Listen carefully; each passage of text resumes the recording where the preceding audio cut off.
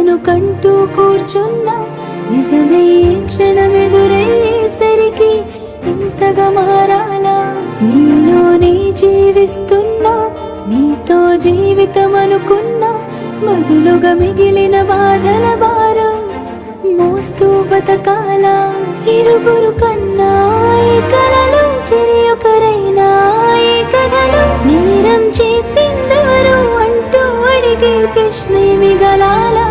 మనదనుకున్న రేపటిలో మనమేమయ్యామింతటిలో సాయం చేసే బంధం బంధించేస్తే వద్దని చెప్పాలా?